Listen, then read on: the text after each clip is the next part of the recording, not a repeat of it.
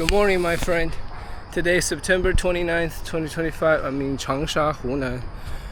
I came here to celebrate my friend's birthday. He turned 27. He's also a content creator. We met through the Bilibili website, which is the YouTube in China. About 3 years ago, he reached out to me and said he would like to meet me in person. He appreciated my content. Yeah, that's how we met. The power of internet. He's actually the very first person I've ever met, through content creation. That was my vision. Through my videos, people can find about me, just get to know me, and then we just become friends, and then slowly there's a community, because we share lots of similarities, common beliefs, right? Passion. And so I came to Changsha around 6 p.m. and we went to a Xiang restaurant, Xiang cuisine, Hunan food. It was quite spicy, but it wasn't too impressive, just average taste. Yeah, when we talk about taste, we like to take we like those food that has very strong flavors with lots of sodiums and salt, and spice. We would only say, that tastes awesome. Of course, the ingredients are very important. After that, we had some cake. Another friend of him brought some cake. I actually had 2 pieces of cake. It was quite satisfying. I don't normally eat cake. I wouldn't get cake myself. And we went to a live house show.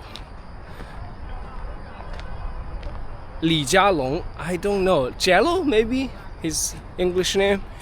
But yeah, a Chinese rapper brought his new founded group. I think it was called Sagging, right? Sagging, or maybe Sacking, I forgot. Yeah, I don't really listen to their music. I don't even listen to Li Jialong's music, but my friend insisted me to go with him. He liked Li Jialong a lot, and he actually purchased the ticket that allows him to take a photograph with Li Jialong and his team. Yeah, so I waited him until 11, so I left a bit early. Went back to the hotel.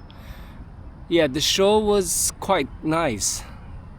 Nobody was smoking cigarettes in the live house. That was a surprise to me. When I was a teenager, when I was at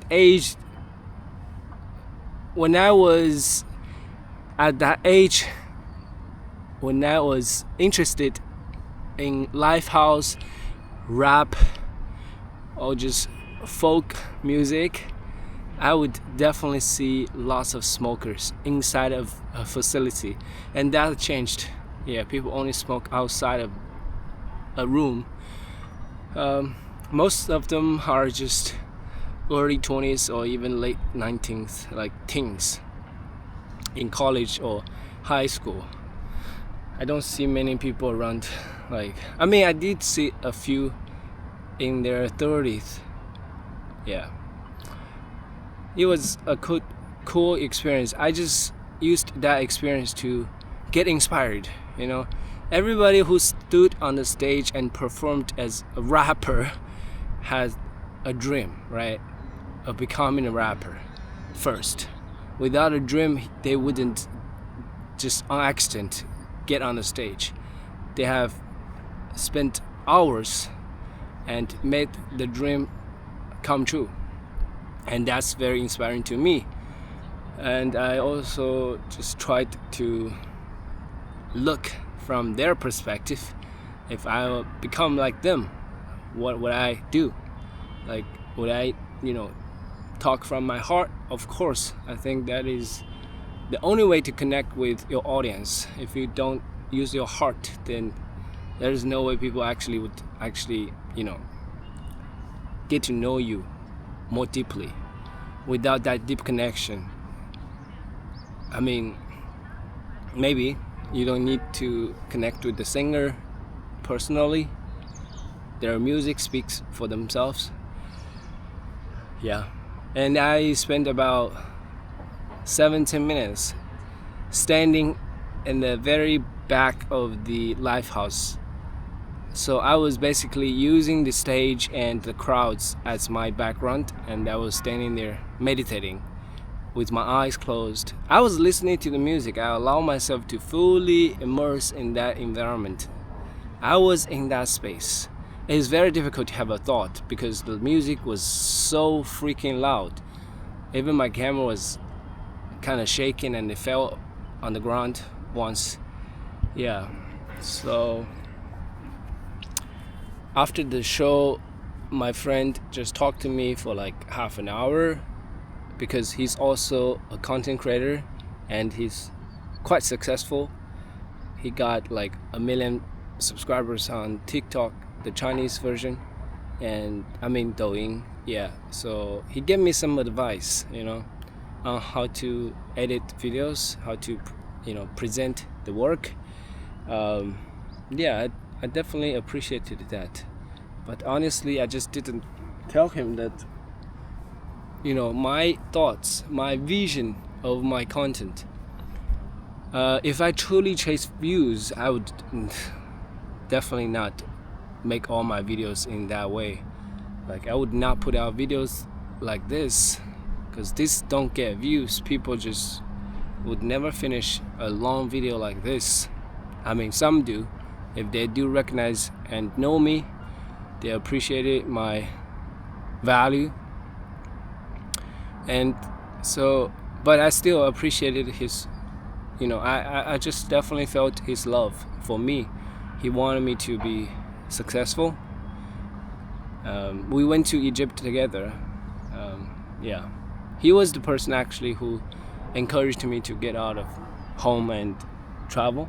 I've already made a video about that, like explaining how I was experiencing depression, and I reached out. I mean, he actually texted me first, and then I realized, why don't I just go with him, So I appreciated his support and friendship, Yeah, and then after he came back to the hotel after the picture with the rappers, he just kept talking to me about content creation, how he was thinking like how to level up.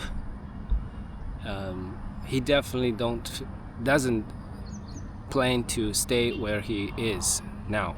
He wants to go up to the top. You know what I mean? He wants to be the top content creator in China, or maybe in the world. I don't know. In the world, it's hard to beat Mr. Beast.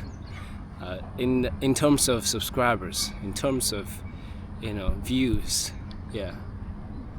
But you can definitely dream big. Yeah, he inspired me a lot. He shared his way of thinking as a content creator. Definitely helpful.